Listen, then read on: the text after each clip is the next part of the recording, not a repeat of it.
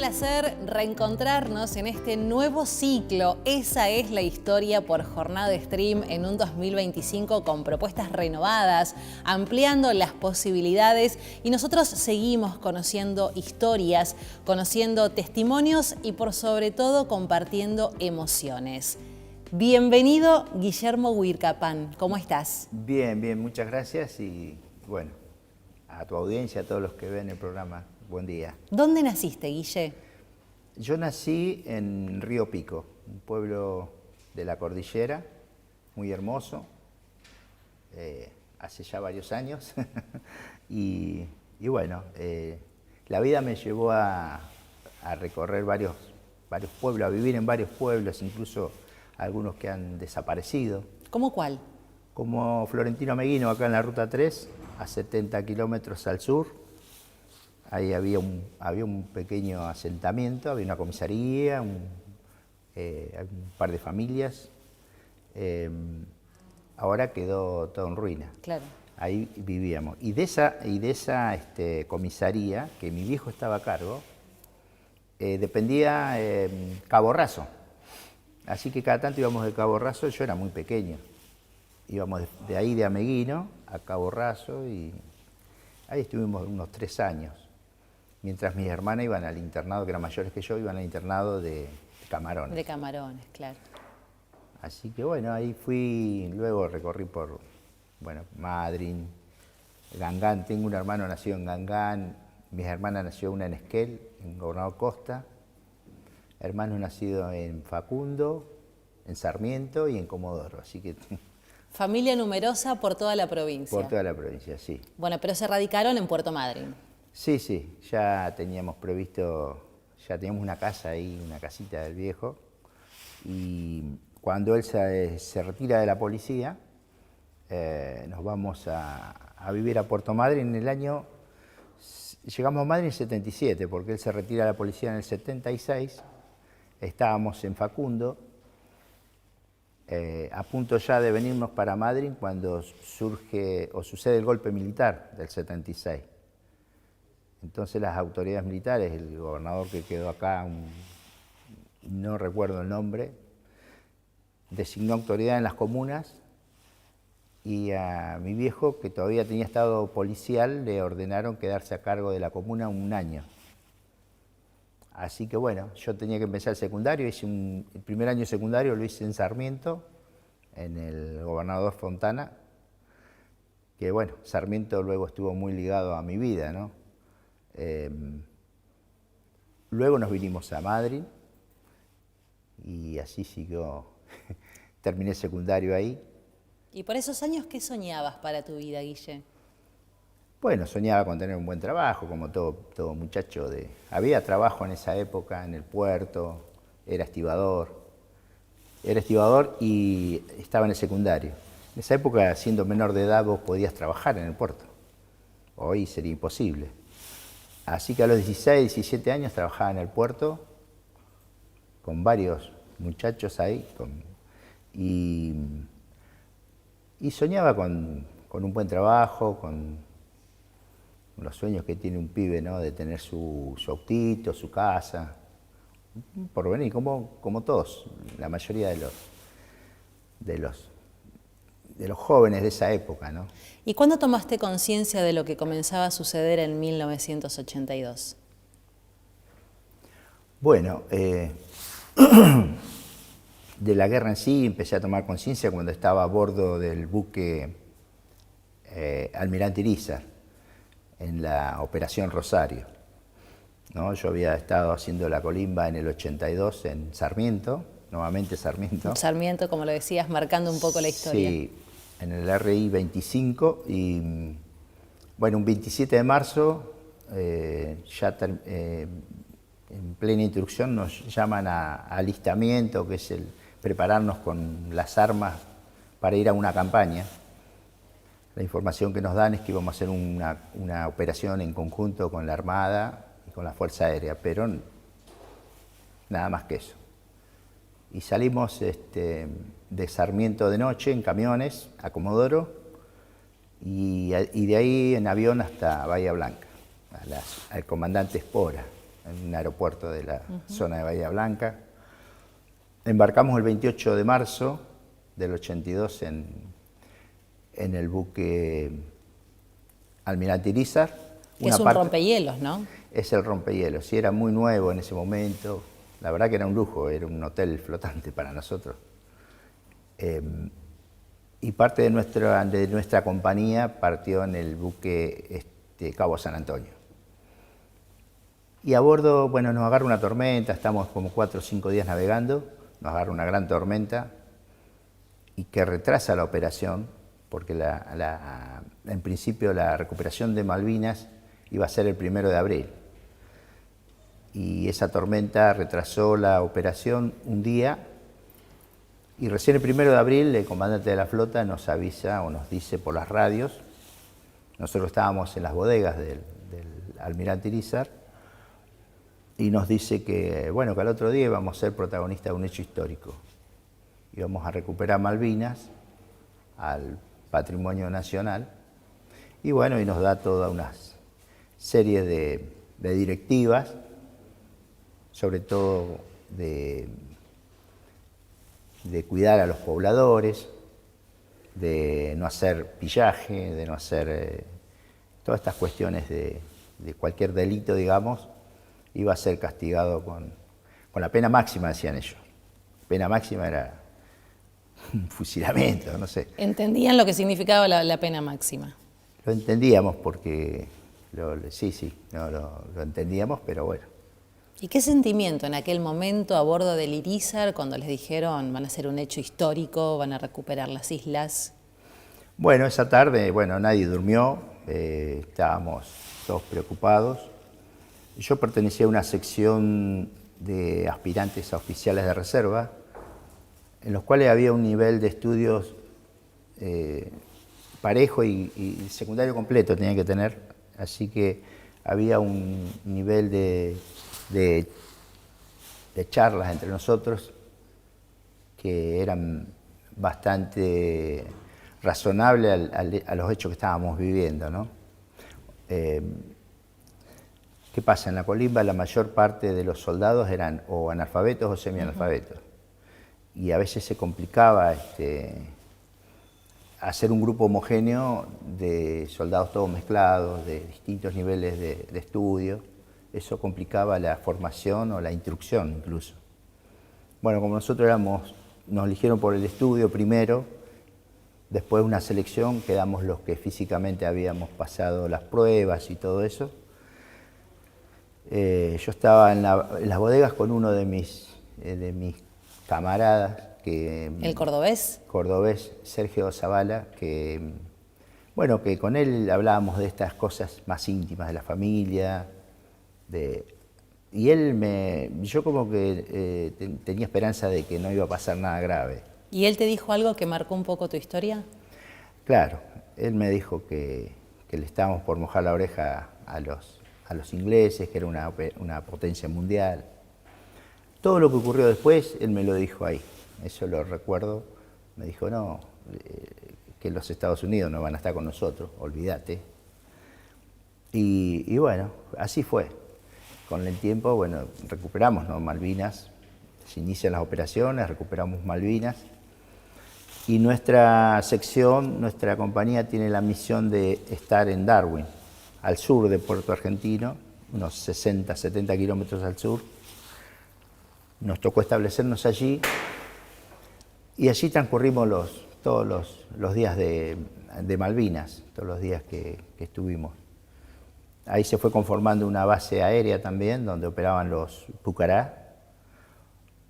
Y allí fuimos viviendo las vicisitudes de la guerra hasta que la misma se desató de pleno a partir del 1 de mayo. Luego, con el hundimiento del Belgrano, ya las esperanzas de paz que teníamos nosotros, después de que había llegado el Papa o estaba por llegar, no recuerdo bien, pero el hundimiento del Belgrano ya dio por tierra con las esperanzas de paz. Y dijimos, acá estamos en un problema grande. ¿Tuviste miedo de no volver en muchos momentos? Sí, sí, el miedo existió, pero era más miedo por el dolor que uno iba a dejar en la familia que por uno mismo. Llega un momento en que uno no tiene miedo ya a morir, sino que tenés miedo, el miedo que te da la angustia era que si vos morías, el dolor grande que ibas a dejar acá. Eso sí nos daba. Y después, bueno, después cuando nos toca ir al frente a un contraataque, a combatir. ¿Eso fue en Pradera de Ganso? Eso fue de Pradera del Ganso hacia Darwin, que son dos poblaciones que están muy cerca. O sea, vos combatiste, vos fuiste al frente armado, tuviste que disparar, sí, sin tener mucha experiencia. Y hubo una caída fuerte, importante allí. Claro, de hecho yo lo único que había practicado es disparar con un FAL en el regimiento. Teníamos la teoría, yo tenía que disparar unas granadas que se disparan de la punta del fusil, que son PAF o PDF, bueno, los veteranos saben de qué estoy hablando. Son como cohetes que se ponen en la punta del fusil y se cambia un sistema de gases y se disparan a 300, 400 metros. Yo de eso tenía la teoría y bueno, en pleno combate los tuve que disparar. Y como te decía, las sensaciones, el miedo es antes, no durante el combate. El miedo es antes, cuando íbamos caminando de noche al frente, se te juntan todas las emociones, los pensamientos, todo, pero vas. Y marchamos al frente porque teníamos un líder, no teníamos un jefe. Teníamos un líder, un muchacho que lamentablemente muere en la batalla, lamentablemente, el teniente Esteves, Roberto Néstor Esteves, el cual, bueno, él fue el instructor nuestro en toda la campaña ahí que hicimos en Sarmiento. Y él realmente era un muchacho muy humano. Durante todo el tiempo que estuvimos ahí en Pradera del Ganso, en las cuales pasamos hambre, muchas necesidades, bueno, él llegó a contravenir incluso las órdenes superiores y organizaba grupos para salir a cazar ovejas. Tener algún sustento mínimo. Claro, lo cual estaba prohibido. Hay muchas historias de soldados que cazando ovejas los descubrieron, digamos, y los castigaron muy duro. Estaqueos, etcétera, etcétera. En cambio, nuestro jefe, al ver la situación, bueno, obró como obraría cualquiera, ¿no? Me parece a mí como cualquiera que tiene un razonamiento humano. Humano, sí. Así que bueno, lamentablemente él perdió la vida en combate. Él fue un militar que realmente en la guerra de Malvinas llevó el uniforme sanmartiniano. Eso es lo que pensamos nosotros siempre. Y no solamente lo decía, sino que lo cumplió. Así que bueno, hoy uno de mis hijos lleva su nombre. En su honor. Néstor, sí. Mirá qué gesto. Así y fue una lucha esa que estabas contando, Guille, muy, muy dura, porque cayó el líder del equipo de ustedes, cayó el comandante Esteves, pero también del otro lado, del bando inglés, hubo una baja muy importante, ¿no? Que es parte inclusive de la historia y que ha sido hecho de análisis. Claro, eso, bueno, nosotros nos enteramos de los hechos, nos enteramos como casi 20 años después. De hecho, nosotros llegamos de Malvinas y nunca quisimos indagar los primeros años sobre la guerra, sobre lo que nos había sucedido. Pero bueno, historiadores argentinos, investigadores, comienzan a indagar justamente, a investigar la batalla. Y bueno, resulta que nosotros tuvimos varios enfrentamientos con los ingleses, y en uno de esos resultó ser que el comandante Jones, Herbert Jones, era un soldado que nosotros abatimos con mi compañero. Allá en el lugar del hecho hay un monolito en Malvinas que lo conmemora, y bueno, para nosotros fue un soldado muy arriesgado. Muchos lo criticaron porque con su cargo él no tendría que haber estado tan al frente, los ingleses lo critican, pero bueno, igual lo condecoraron con la condecoración máxima que tiene el Reino Unido, ¿no? Bueno, sí, la historia cuenta que fue un momento muy conmocionante para los ingleses cuando este comandante, que tenía como nombre de guerra, cuando van al frente, los jefes tienen un nombre de guerra, como los santo y seña, cada noche había santo y seña que se cambiaban todas las noches. O sea, si venía una patrulla y no te decía el santo y seña, lo tenías enemigo. Claro. Había que abatirlo. Y los nombres de guerra, el nombre de guerra que tenía Jones esa noche, esa batalla era Rayo de Sol. Y bueno, todo es cuando escuchan que Rayo de Sol ha caído, se escuchan por las radios inglesas, ¿no? El Sunrise Down. Sunrise Down fue conmocionante para ellos y no lo podían creer. Y así es que se tuvo que relevar, tuvo que venir otro jefe, Chris Kibble, que bueno, cambió la estrategia de la batalla. Y bueno, ellos tuvieron muchos errores, nosotros también, nosotros tremendos. Tuvimos comandantes cobardes. El general que estuvo a cargo de la Fuerza de Tareas Mercedes estuvo en Puerto Argentino y nunca conoció Darwin ni Pradera del Ganso. Y esto nos enteramos también después con los años, que a través de las radios nos enviaba a combatir a nosotros. El tipo fue un cobarde, general Parada, que el informe Rattenbach, luego de la guerra, incluso ordena su fusilamiento por desobedecer órdenes superiores en medio de una guerra. Bueno, esa fue la desgracia que tuvimos nosotros de tener generales cobardes, y el orgullo y el dolor que tenemos es haber tenido oficiales, como te decía, como Esteves, que lamentablemente murieron, cayeron, como cayeron tantos jóvenes, ¿no?, en las batallas sucesivas de la guerra de Malvinas. Pero bueno, la guerra tuvo consecuencias también favorables para la Argentina. Para la historia, ¿no? Sí, para la institucionalidad, porque fue lo que permitió el regreso a la democracia. Fue la guerra de Malvinas, que siempre la ocultaban hasta hace pocos años, permitió no solo el regreso a la democracia, sino juzgar a las juntas militares. Quedaron tan debilitados los militares que fueron juzgados, y fue la única junta militar de una dictadura que fue juzgada en Latinoamérica y en el mundo, diría yo. Por lo tanto, eso todo lo permitió Malvinas y sus consecuencias. Bueno, una política de derechos humanos, que también la permitió Malvinas, que está muy ligada al juzgamiento de los militares.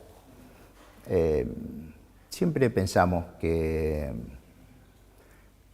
nuestros hermanos no cayeron en vano en la guerra, sino que por cada uno de ellos que caía, estaba naciendo, estaba pariendo esta democracia. Hay algo, Guille, que vos siempre decís y sabés que a mí me ha marcado mucho, que ustedes no son excombatientes, ustedes siguen siendo combatientes. Sí, somos combatientes en el sentido que malvinizamos y estamos dando nuestros testimonios, buscando no olvidar a los que quedaron, que son los verdaderos héroes, ellos y sus familias.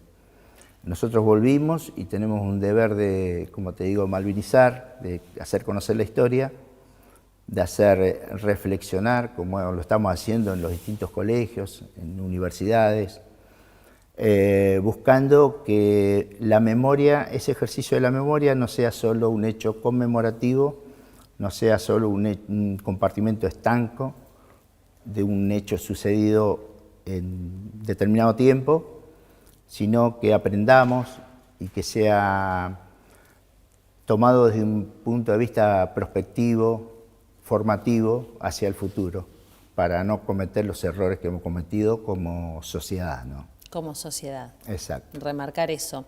Guille, tuvo que pasar mucho tiempo y tuviste que hacer un proceso de trabajo muy fuerte para procesar lo que había pasado en esa noche en la cual abatieron a un alto rango del bando inglés.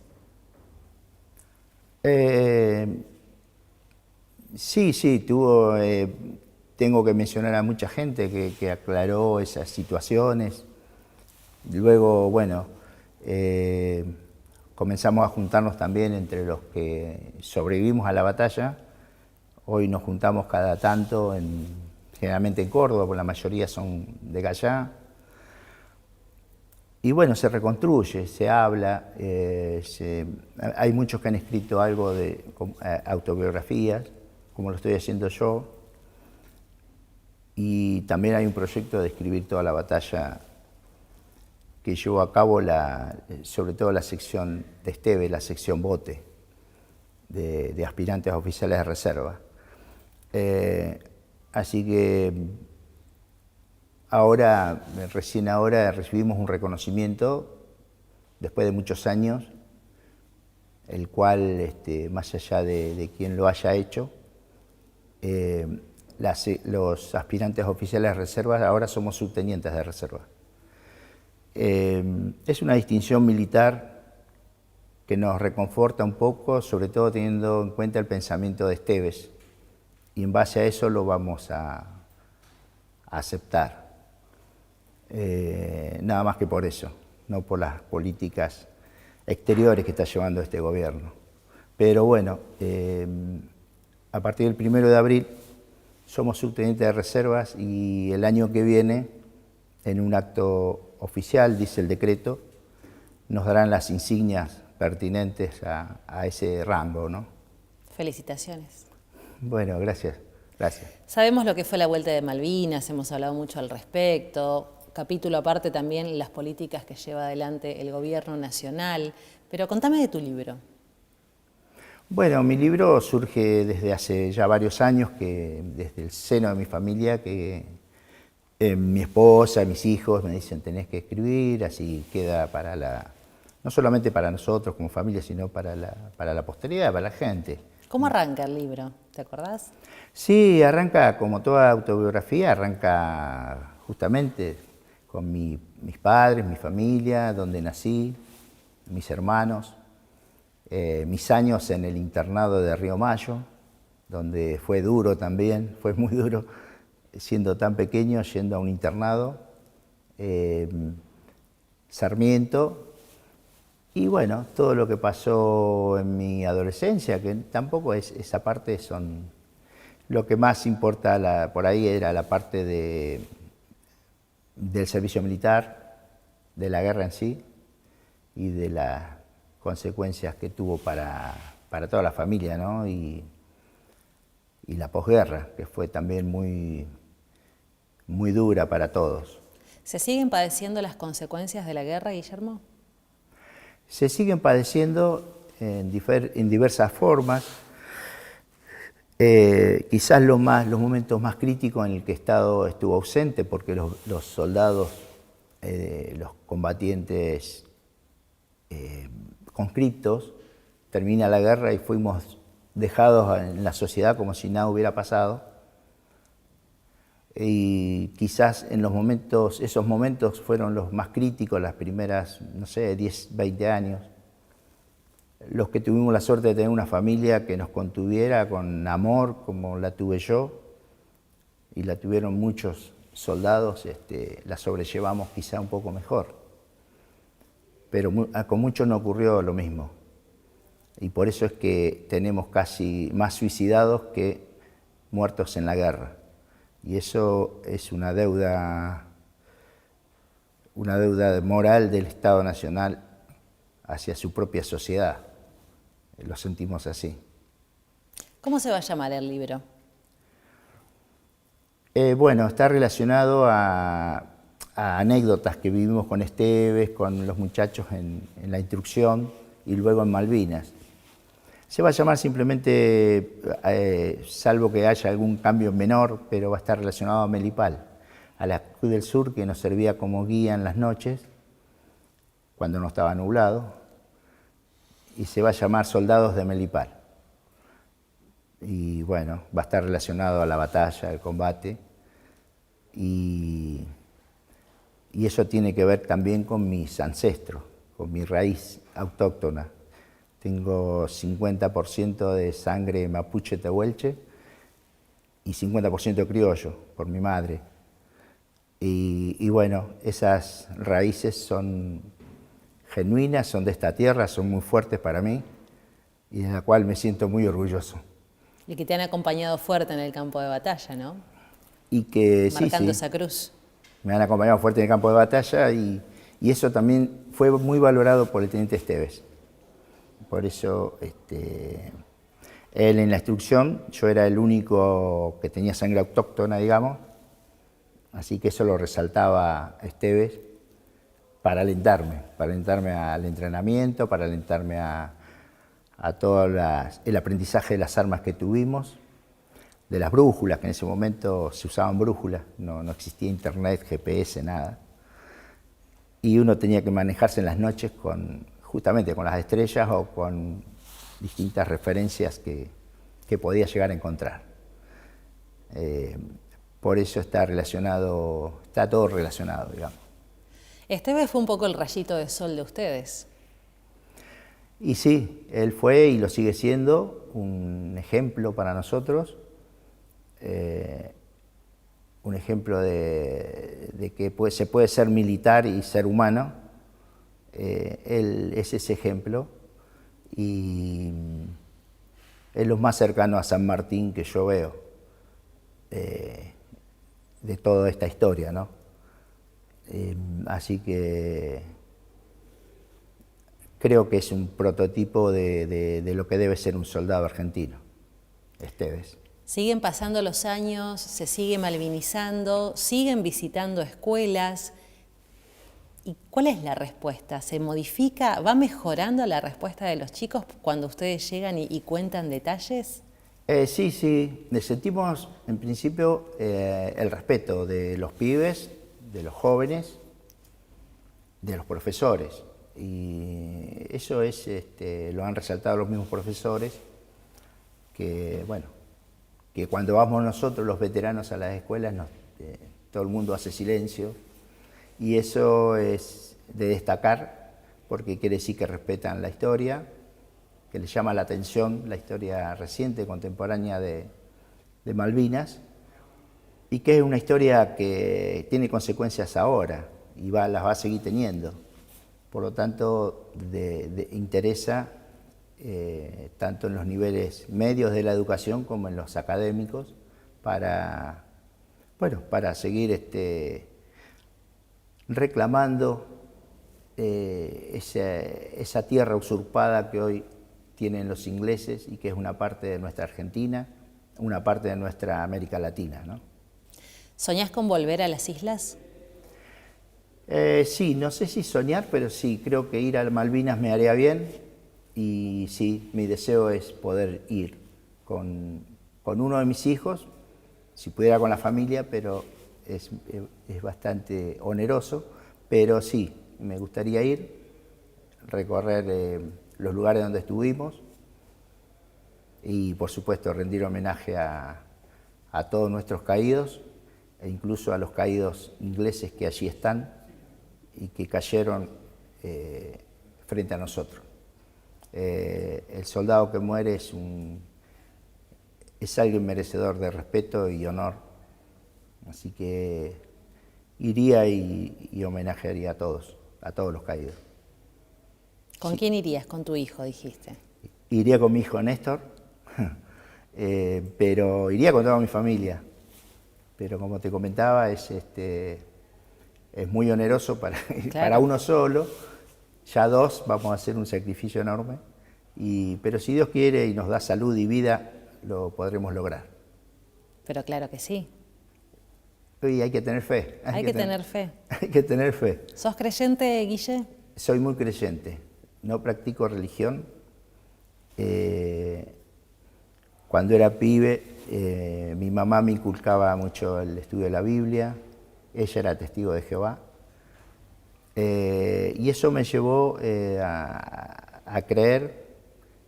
Soy muy creyente y no, como yo digo, no tengo intermediarios. Mi relación con ese ser superior, que algunos llaman Jehová, otros llaman con otros nombres, yo lo siento y siento que muchas veces me ha respondido y me responde y siempre le estoy agradecido, y cada paso que doy en mi vida trato de estar en gracia con Él. Entonces me lleva a hacer las cosas más o menos bien en mi vida. No errar tanto. Cuando vayas a Malvinas, ¿llevarías algo para dejar allá? Y no sé qué llevaría. Llevarías una bandera, por supuesto, para ellos. Sí, llevaría algo, quizás algo íntimo, como para dejarle a todos los que cayeron, ¿no? A todos nuestros camaradas, a todos los que estuvimos allí en Pradera del Ganso, ¿no? Tuve el honor de estar con Ricardo Austin, que es de Teca, con Honorio Ortega, que salió de acá de Trelew, pero es de Gallegos. Con ellos dos compartimos la compañía C del RI-25. Y para mí sería, sí, llevarle quizás algo que quede allí para ellos, un pedazo de algo, no sé. De emociones. Emociones de principalmente, así sí. Y afectos. Exacto, pero el mayor homenaje que podemos hacerle a ellos es difundir esto de la memoria, es dejar el testimonio, porque eso es como una misión que tenemos y que debemos seguir haciéndolo hasta el fin de nuestros días, ¿no? Es la misión que nos quedó. ¿Cómo era el Guille antes de irse a Malvinas? ¿Cómo era ese Guillermo Huircapán antes del 82? Y era un pibe, como ya te digo, común. Trabajaba, estudiaba a la par que trabajaba, jugaba al fútbol, jugaba en el... ¿Eras bueno? Más o menos. Nunca llegué a primera en Brom, yo jugué en el Guillermo Brom, de Puerto Madryn. Jugué en las inferiores, en la época que estaba Pablito Collazo, que hoy fue un gran DT de esa época. Y luego, luego del regreso a Malvinas ya no pude continuar, o sea, no era mi objetivo.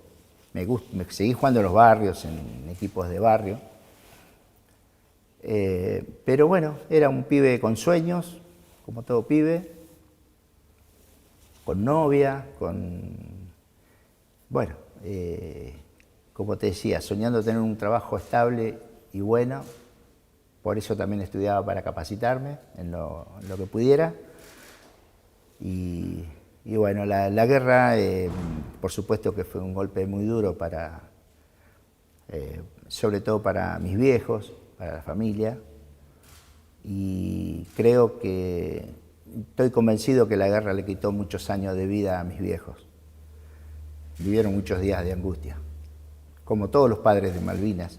Y ni hablar de los padres que sus hijos no regresaron.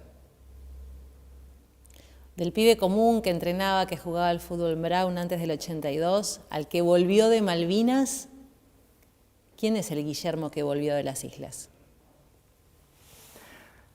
Y Malvinas te cambia. Fue un golpe muy duro, aprender de golpe lo frágil que es la vida, llevar en tu alma esa toma de conciencia de saber que se gaste alguna vida, también es una mochila fuerte. Y sí, te cambió. Y parece que afecta más cuando más viejo estás. ¿Esa mochila pesa todavía? Sí, pesa. Esa mochila pesa, pero bueno, se compensa con el amor familiar, con el amor de los hijos. con la sociedad, que cada vez nos reconoce, siempre nos reconoció la sociedad, lo que pasa es que estaba muy... Y hoy nos sentimos más reconocidos. Más allá de muchas cosas que pueden llegar a faltar, nos sentimos reconocidos por la gente común. Y que un desconocido venga y te abrace es impagable. Por el solo hecho de sentir la bandera, de sentir nuestra nación, de sentirnos hermanos, que es lo que tenemos que ser siempre, ¿no? Y Guille, hoy, 2025, ¿quién es hoy Guillermo Weir Capán? Y hoy soy un padre preocupado por sus hijos, por su esposa, ocupados y preocupados, ¿no? Y tratando de, bueno, de dejar algo de mi historia en la sociedad. No, soy un hombre común, no me siento nada especial. Así que todos los días agradezco a Dios estar vivo y le pido a Dios por mi familia y también por nuestra nación siempre. En una palabra, ¿quién sos? Soy un argentino que quiere lo mejor para mi Argentina, nada más. Gracias por tanto, Guille. No, por favor, gracias a vos. Y que se sigan escuchando estas historias y Bueno, estas emociones. Gracias. Gracias por visitarnos. No, por favor, es mi deber. Gracias. Esa es la historia, Guillermo Weir Capán.